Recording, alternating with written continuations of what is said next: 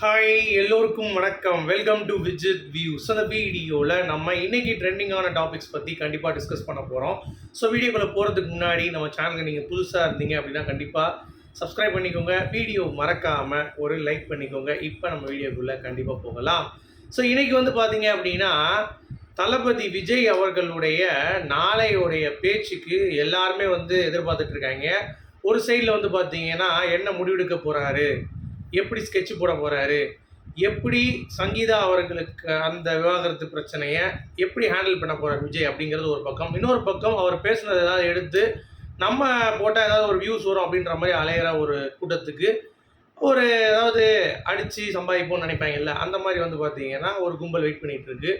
இன்னொரு பக்கம் பார்த்தீங்க அப்படின்னா நம்ம திமுக மரண பீதியில் இருக்குது. என்னடா அது நமக்கு ஒரு அடி விழுவான் முதல் அடி அப்படின்ற மாதிரியான ஒரு பிம்பத்தில் அவங்க வெயிட் பண்ணிகிட்டு இருக்காங்க அப்படிங்கிறத பார்க்க முடியுது. டிஎம்கே மீடியா குறிப்பாக என்ன பண்ண போகிறாங்க அப்படிங்கிறத நம்ம பார்க்க போகிறோம். இந்த மாதிரி நிறைய நகர்வுகள் நாளை விஜய் அவர்கள் தஞ்சாவூரில் பண்ண போகிற சம்பவத்துக்கு தமிழக அரசியலில் ஒரு மிகப்பெரிய ஒரு மாற்றம் ஏற்படும் அப்படிங்கிற மாதிரி நம்ம பார்க்கப்படுது.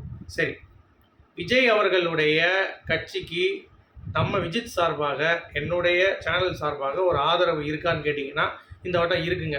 ஏன்னா ஒருத்தன் எல்லாரோடைய ஒரு பிரேக்கிங் பாயிண்ட்டாக இருக்கான் அப்படின்னா அவன் நிஜமாகவே பயம் காட்டியிருக்கான், இல்லை பயம் பொருத்தியிருக்கான் அப்படின்ற மாதிரியான ஒரு விஷயம் நம்ம பார்த்து தான் ஆகணும். ஏன்னா எந்த ஒரு அரசியல் தலைவர் உள்ள வரும் பொழுதும் இவ்வளோ எதிர்ப்பு எந்த கட்சியிலும் வைக்க மாட்டாங்க. நீங்கள் உதாரணத்தை எழுதுனீங்கன்னா இதுக்கு முன்னாடி வந்தவங்க தனியாக கட்சி ஆரம்பித்தவங்க எடுத்துக்கணும், லிஸ்ட் எடுத்துக்கணும். விஜயகாந்த் வந்தப்போ கூட அந்தளவுக்கு ஒரு பீதி ஏற்படலை. ஒரு மாற்று இருக்குன்ற மாதிரி தான் மக்கள் முடிவெடுத்துட்டு இருந்தாங்க தவிர பயம் எந்த கட்சிக்கும் ஏற்படலை. அதுவே கமல் சார் வந்தார், அதுவும் பெருசாக இல்லை.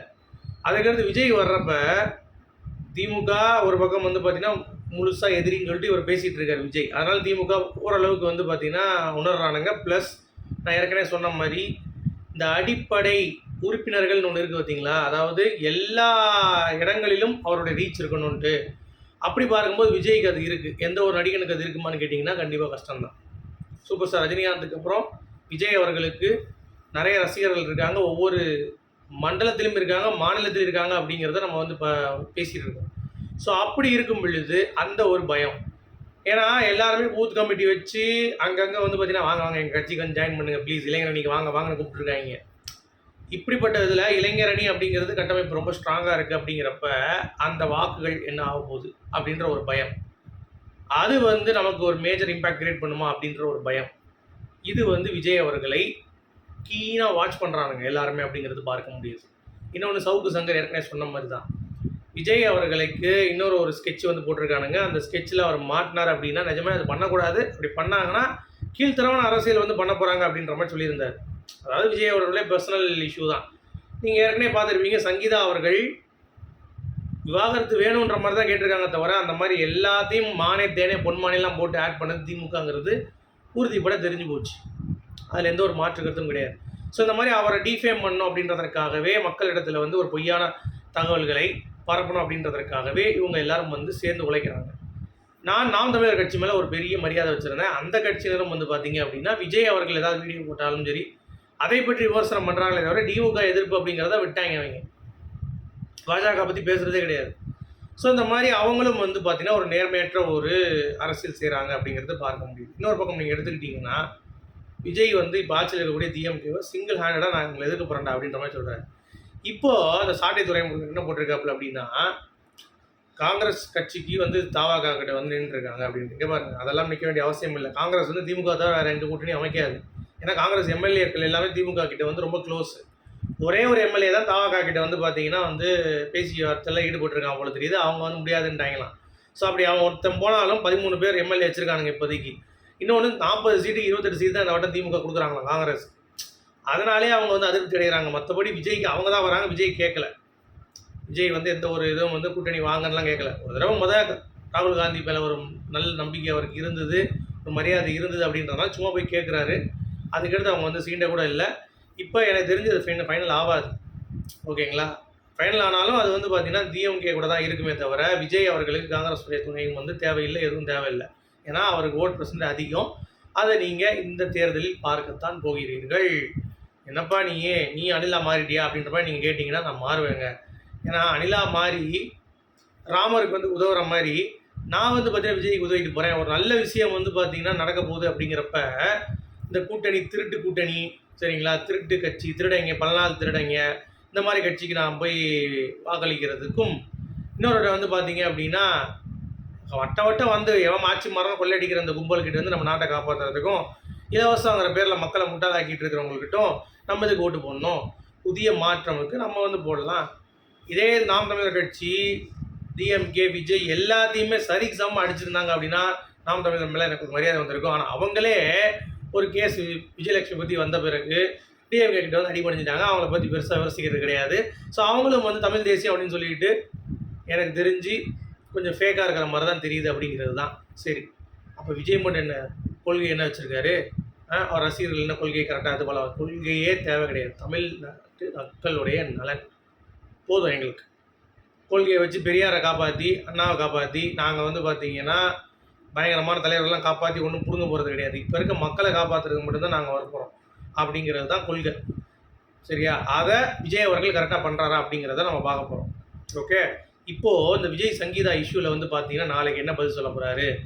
நீங்கள் எல்லாம் யோசிச்சு பாருங்கள். டிஎம்கேவுடைய இந்த எச்எம் மீடியாவும் இல்லை விஜய் போகக்கூடியவங்க எல்லாருமே அவருடைய ஃபேமிலியை எந்த மாதிரி தரமில்லாத ஒரு விமர்சனம் வந்து பண்ணுறாங்க அப்படிங்கிறத நீங்கள் யோசிச்சு பார்த்துக்கோங்க. தரக்குறைவான விமர்சனம். இதுதான் ஆரியர்ஜுனன் சொல்கிறாரு.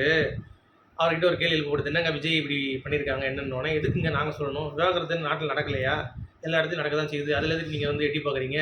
பாத்ரூமில் கேமரா வச்ச மாதிரி தலையில் மேலே ஏறி எட்டி பார்க்குறீங்க, இதுக்கு வந்து பொழப்பு இல்லை அப்படின்னு சொல்லிட்டு நாக்கு கொடுக்குற மாதிரி கேட்டு விட்டாரு. அதை தானே பண்ணிகிட்டு இருக்காங்க இப்போ எல்லாருமே. பாத்ரூமில் என்ன எட்டி பார்க்குறாங்க, திரிஷா பாத்ரூமில் என்ன இருக்குது, திரிஷா விஜய் என்ன பண்ணுறாங்க, ஏன் மிச்சம் எல்லார் வீட்லேயும் எதுவுமே நடக்கலையாடா? இந்த அரசியல் கட்சியிலேருந்து அரசியலுக்கு ஆட்சிக்கு வந்த பிறகு விஜய் என்ன பண்ணுவார், விஜய் என்ன பண்ண மாட்டார் அப்படின்னு சொல்லி விமர்சனம் பண்ணுறது துப்பு கிடையாது. பெர்சனல் வச்சு விமர்சனம் பண்ணி குளிர்காயில் கும்பல் இவங்களை பற்றி பாருங்களேன். டிஎம்கே இதை பற்றி பேசுகிறது அது அதிகாரமே கிடையாது. அவங்களுக்கு ஒரு திராணி கூட கிடையாது. ஏன்னா கலைஞருடைய பர்சனல் லைஃப் இல்லாததா? யோசிச்சு பாருங்கள். அதுவே இவங்களுக்கு புரியலை. அந்த ஒரு பேசிக் அறிவு கூட இவங்களுக்கு வந்து இல்லை. இவங்களாம் விஜய் கேள்வி கேட்பதற்கு தகுதியான நபர்களா? நாம் தமிழர் கட்சி கேள்வி ரைட்ஸ் இருக்கா? என்ன பண்ணி கிழிச்சிங்க எவ்வளோ நேரம் நீங்கள்? சீமான் அவர்களுடைய பர்சனல் வாழ்க்கை வந்து ஒழுங்காக இருந்ததா? ஏங்க பர்சனல் நம்ம பேசக்கூடாதுங்க. அரசியல் சார்ந்து நீங்கள் பேசி விமர்சனம் பண்ணால் ஓகே. கொள்கை இல்லை, கோட்பாடு இல்லை, ரெண்டு பக்கம் நிற்கிறாங்க, எல்லா பக்கமும் நிற்கிறாங்க. எங்கே பாருங்கள், எந்த பக்கம் நிற்கிறாங்க என்ன அதெல்லாம் மேட்டரே கிடையாது. மக்களுக்கு நலன் இருக்கா அப்படிங்கிறது தான். எல்லாத்துக்கும் என்னென்னா ஒரு டர்ருங்க. விஜய் வந்துட்டா ஓட்டை பிரித்து எங்கேயோ கொண்டு போயிடுவாப்லையே. ஒரு சில இடங்களில் ஜெயிக்கிறது கூட வாய்ப்பு இருக்குன்ற மாதிரி சர்வேலாம் வந்துட்டு இருக்கு. இளைஞர்களுடைய பவர் வந்து ஜாஸ்தியாக இருக்கிற மாதிரி வந்து சொல்கிறாங்க. அப்படிங்கிறப்ப எல்லாத்துலேயும் வந்து வயிற்றால போயிடுச்சு. என்ன பண்ணுறதுன்னு தெரியாமல் அவன் கதறிட்டு கிடக்கான். அவ்வளோதான் மேட்ரே தவிர மற்றபடி எவனுமே வந்து பார்த்தீங்க அப்படின்னா விஜய்க்கு உண்மையிலேயே சங்கீதாக்காக இவங்க வந்து போராடுற மாதிரியும், சங்கீதா ஒரு பெண்மணி அவங்களுக்கு நாங்கள் நீதி வாங்கி கொடுக்குறேன் அப்படின்ற மாதிரி கூட்டிகிட்டு இருக்காங்க அப்படிங்கிறது தான் பார்க்க முடியுது. அதை நாளைக்கு தஞ்சாவூரில் விஜய் அவர்கள் என்ன முடிவெடுப்பார் அப்படிங்கிறத நம்ம பார்ப்போம். பார்த்துட்டு அதை பற்றி நம்ம வந்து பேசுவோம். ஆனால் அவர் முடிவு எடுத்துட்டாரு. ஸ்கெட்சு வந்து போட்டாச்சு. புது சம்பவம் அரசியலுக்கு வந்து இருக்குது அப்படிங்கிற மாதிரி சொல்கிறாங்க. ஸோ வெயிட் பண்ணி பார்க்கலாம். நாளை விஜயோட ஸ்பீச்சுக்கு யாரெல்லாம் அவரை எதிர்பார்த்துட்டு இருக்கீங்க, அது முடிஞ்சோடனே நம்மளும் நம்ம சேனலில் அதை பற்றி ரிவ்யூ பண்ணுவோம் அப்படிங்கிறத நான் சொல்லிக்கிறேன். அடுத்து சத்யராஜ் அவர்கள் மேடையில் வேணால் நீங்கள் பச்சையாக பேசலாம், படத்துலையும் நீங்கள் வந்து பேசலாம். ஆனால் உண்மையிலேயே அரசியலில் நின்று பேசுறது அப்படி இப்படின்ட்டு நீங்கள் அரசியல் கட்சி ஆரம்பித்து அப்புறம் வாங்க தலைவா. சும்மா உட்காந்து நீங்களே மாற்றி மாற்றி தான் பேசிகிட்டு இருப்பீங்க, உங்களை பற்றி எல்லாத்துக்கும் தெரியும் அப்படிங்கிறது தான். ஸோ அது ஒரு டம்மி பீஸ் அப்படிங்கிறது. இன்னொரு பக்கம் வந்து காங்கிரஸ் டிவிக்கு கூட்டணி நான் சொன்னேன்ல, அது வாய்ப்புகள் இல்லை. அடுத்து அவன் விஜயோட பையன், விஜயோட பொண்ணு, அவங்க அம்மா அப்பா பொண்டாட்டிலேருந்து எல்லாத்தையுமே வந்து பார்த்தீங்கன்னா டிஎம்கேவுடைய பெய்டு மீடியா வந்து பார்த்தீங்கன்னா விமர்சனம் பண்ணுறேங்கிற பேரில் தகாத கேடு கட்டத்தனமாக விமர்சனம் பண்ணிகிட்டு இருக்காங்க. விஜய் எல்லாத்தையும் கழட்டி விட்டார், விஜய் யாரு கூடயும் இல்லை அப்படின்னு சொல்லிட்டு விஜயும் வந்து அவ்வளோ டிஃபேம் பண்ணி பேசிகிட்டு இருக்காருங்க அப்படிங்கிறது தான். அப்படின்னா கலைஞருடைய ஒய்ஃபை பற்றி 3 பேர் ஏன் வந்து பண்ணீங்க அப்படிங்கிறத எடுத்து ஒரு வாழ்க்கை வரலாறு டெய்லி எடுத்து இது ஏமாத்துறாருன்ற மாதிரி தான் போடுங்கண்ணா. நீங்கள் அதையும் போட மாட்டீங்க. தப்புங்க, அது பேசக்கூடாது. பர்சனல் வேறு அரசியல் வேறு சொல்லி புரிய வச்சாலும் இவங்க தான் இப்போ தற்கொலை. இவங்க தற்கொலை இவங்க தான் கடைசி தற்கொலையாக வந்து எனக்கு தோணுது அப்படிங்கிறது பார்க்க முடியுது. அடுத்து நீங்கள் எடுத்திங்கன்னா ஜூலி பெருசாக வந்து பார்த்தீங்கன்னா விசிலுக்கு மடக்கு ஊதி அப்படின்ற மாதிரி வந்து பார்த்தீங்கன்னா பேசுகிறாங்களாம். ஏம்மா நீயே கிட்னி திருடி ஸ்கேம் பண்ணி திரியிற, அதில் உனக்கு அரெஸ்ட் பண்ண போகிறாங்க, மூடிட்டு பேசாமல் அப்படின்ற மாதிரி தான் இருந்துச்சு. அடுத்து இந்த வைஷ்ணவி திமுக தவறு பண்ணால் அதெல்லாம் கேட்க மாட்டாங்க. இந்த அம்மா விஜய் ஏதாவது வந்து பண்ணிட்டா எடுத்துகிட்டு வந்துடும்.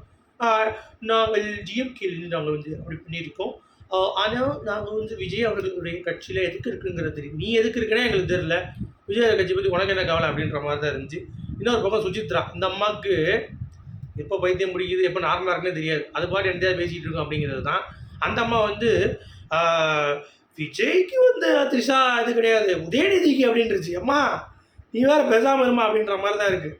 இது என்னத்தையாவது வந்து ஒரு ஃபேம் பண்ணுறதுக்கு என்னத்தையாவது பேசிகிட்டு இருக்கோம் அப்படின்ற மாதிரி தான் தோணுச்சு. ஸோ நீங்கள் எப்படி பார்க்குறீங்க? நாளை இதற்கு விஜய் அவர்கள் தரமான பதிலடி கொடுத்து அவருடைய ரசிகர்களையும் நல்வழிப்படுத்தி கொண்டு போனார்னா டிவிக்கே உறுதியாக தமிழகத்தில் விசில் அடிக்கிறது எவனாலும் தடுக்க முடியாதுன்னு சொல்லிட்டு உங்களுடைய கருத்துக்கள் என்ன சொல்லுங்கள். மீண்டும் சந்திப்போம்.